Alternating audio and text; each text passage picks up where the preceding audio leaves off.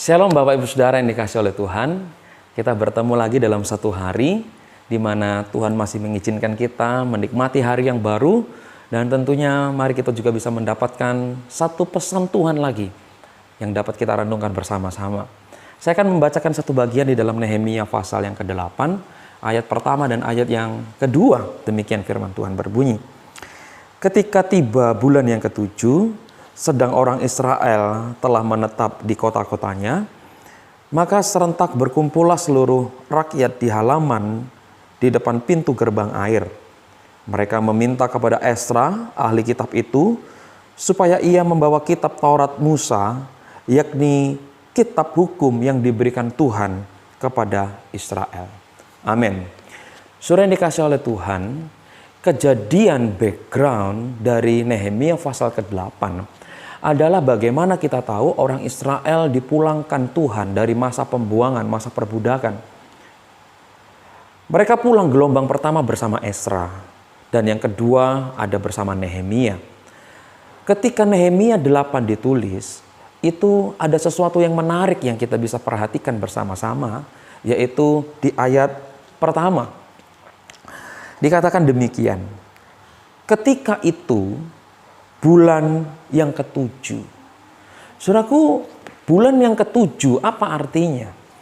Di dalam Kejadian 12 ayat yang kedua dikatakan bahwa bulan pertama di awal tahun itu adalah bulan ke-7.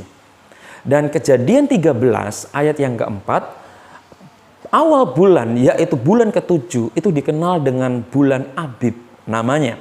Nah, saudaraku, yang saya suka dari bagian ini adalah bagaimana di bulan yang baru di awal tahun mereka tidak melakukan pesta pora, tetapi dikatakan mereka berkumpul bersama untuk mengundang suara Tuhan, menasehati keluarga mereka masing-masing. Saudara yang dikasihi oleh Tuhan, saat ini memang bukan tahun baru, bukan awal bulan di tahun yang baru, memang tidak. Tetapi bagian ini bisa menjadi contoh buat kita sama-sama. Setiap hari kita mengalami hari baru, penyertaan Tuhan baru. Tuhan memulihkan kekuatan kita di setiap pagi dengan kekuatan yang baru pula. Dan biarlah di dalam hari yang baru itu, kita juga bisa mencontoh dari kehidupan orang Israel. Ketika hari baru itu datang, mereka berkumpul bersama, meminta suara Tuhan itu untuk menasehati keluarga mereka. Begitu juga dengan keluarga kita masing-masing. Kita rindu di dalam hari yang baru. Ada lagi pesan Tuhan, firman Tuhan yang kita bisa dapatkan. Dan itu bisa meneguhkan iman kita bersama keluarga. Tidak hanya sampai di situ, saudaraku. Tapi di ayat kedua, di sana dikatakan orang Israel berkumpul serentak. Dikatakan bukan sekumpulan kelompok atau beberapa kelompok orang, tidak. Dikatakan bahwa mereka berkumpul serentak seluruh rakyat. Untuk apa? Kita tahu banyak orang bisa berkumpul untuk melakukan sesuatu yang sifatnya sukacita, hura-hura, senang-senang, itu gampang mengumpulkan orang. Tapi untuk mengumpulkan dalam bentuk kerohanian, itu terkadang sulitnya minta ampun. Tetapi orang Israel dikatakan di awal bulan di tahun yang baru, mereka berkumpul bukan untuk sukaria dan sukacita, senang-senang pesta pora, tidak. Mereka berkumpul serentak atas inisiatif bersama. Untuk apa?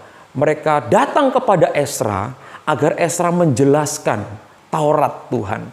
Taurat di sini merujuk kepada Pentateuch, yaitu 5 kitab Musa yang pertama. Bayangkan saudaraku dikasihi oleh Tuhan, mereka minta agar Esra tidak hanya dikatakan membawa kitab Taurat. Tetapi di dalam terjemahan yang lain, di sana dikatakan bagaimana mereka rindu mendengarkan lagi penjelasan firman Tuhan. Bagaimana mereka juga rindu dijelaskan satu persatu bagian dari Taurat Tuhan. Saudara, ini sungguh luar biasa. Bagaimana rasa haus itu menghinggapi mereka, di mana mereka membutuhkan Tuhan dalam perjalanan kehidupan mereka. Kita pun juga begitu, saudaraku, rindu agar di dalam hari yang baru, kita juga rindu ketika sebelum berjalan di hari itu, kita rindu Suara Tuhan itu menjadi pesan yang kuat, modal untuk kita bisa bersama-sama, berjalan bersama keluarga. Saudaraku ini kasih oleh Tuhan, tidak hanya di awal tahun mereka merindukan berkumpul bersama, tidak hanya firman Tuhan yang mereka rindukan untuk mereka bisa dengar dan dijelaskan.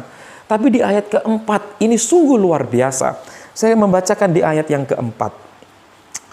Esra membacakan beberapa bagian daripada kitab itu di halaman di depan pintu gerbang air, dan dilakukan dari pagi sampai tengah hari. Dan dilakukan oleh semua laki-laki dan perempuan yang sanggup mengerti, dan dikatakan firman Tuhan, mereka melakukan itu dengan penuh perhatian. Saudaraku, perkumpulan yang besar hanya untuk kegiatan kerohanian itu kadang langka kita temui. Kadang ada perkumpulan hanya untuk mendengarkan berkat atau bagaimana kesembuhan yang bisa ditunjukkan. Tapi hari ini firman Tuhan mencatat orang Israel berkumpul mendengarkan semua perkataan Tuhan di dalam Taurat yang Tuhan berikan kepada orang Israel. Dan itu bisa berarti bicara tentang berkat, bisa bicara tentang kesembuhan, juga bisa bicara tentang teguran. Dan dikatakan mereka melakukan itu dengan penuh perhatian dari pagi sampai tengah hari. Saudaraku, penghiburan bagi seorang hamba Tuhan adalah ketika bisa melihat jemaat itu datang ke gereja di hari Sabat. Itu sungguh menjadi penghiburan. Tapi yang menjadi lebih penghiburan lebih kuat, bagaimana jemaat yang datang ke rumah Tuhan, itu mereka bisa memperhatikan dengan penuh. Mereka konsentrasi dengan kuat. Dan dikatakan oleh ayat keempat ini, orang Israel melakukan itu dari pagi sampai tengah hari. Dan mereka dengan penuh perhatian. Saudaraku ini kasih oleh Tuhan, orang Israel merindukan firman Tuhan. Dan biarlah kita juga merindukan hal yang sama. Biarlah firman Tuhan itu memenuhi kehidupan kita. Siapa lagi yang akan menjadi filter agar kita tidak terperosok ke dalam lubang dosa? Siapa yang menjadi terang supaya jalan kita tidak menuju kepada jalan kegelapan? Yaitu adalah firman Tuhan itu sendiri. Saudaraku, ada yang menarik. Pasal 8 adalah tadi saya jelaskan di awal. Orang Israel pulang dari pembuangan dan mereka sudah mendirikan tembok Yerusalem. Masa ini adalah masa-masa pemulihan buat mereka. Dan mereka tahu pemulihan itu ketika mereka mengundang Tuhan dalam kehidupan mereka. Saudaraku, saya juga rindu. Mari kita bersama-sama. Tiap hari merupakan masa pemulihan buat kita. Kita pernah melakukan kelemahan, kesalahan, dan kita rindu Tuhan pulihkan kami semua. Dan dipulihkan tidak ada cara lain dengan kebenaran firman Tuhan. Saudaraku ini dikasih oleh Tuhan, hal tersulit di dalam masa pertobatan adalah bagaimana memenangkan hati kita untuk Tuhan. Tetapi hal tersulit agar kita menjaga pertobatan kita adalah juga tetap menjaga hati kita tetap dipersembahkan kepada Tuhan. Saudaraku, memang sulit memulai sebuah pertobatan. Memang sulit untuk memenangkan hati kita, untuk kita berikan kepada Tuhan. Tapi ketika kita mengundang Tuhan, Tuhan akan memampukan kita. Walaupun menjaga itu sulit, tapi Tuhan akan memampukan. Karena Tuhan akan memberikan kekuatan agar kehidupan kita serupa akan Tuhan. Ada banyak proses yang bisa kita kerjakan bersama-sama. Baik saya secara pribadi, ataupun kita semua dalam rumah tangga, ataupun gereja lokal kita masing-masing. Mari kita lakukan bersama-sama. Tuhan, kami rindu firman-Mu menjadi penerang dalam kehidupan jalan kami semua. Kiranya bagian ini bisa menjadi berkat buat kita. Kita rindu seperti orang Israel. Ada kalanya mereka lemah, tapi di dalam hal ini mereka kuat. Dan kita bisa belajar juga hal yang positif dari bangsa Israel. Kiranya Tuhan memberkati bagian renungan ini pada siang hari ini buat Bapak Ibu Saudara. Tuhan Yesus memberkati. Amin.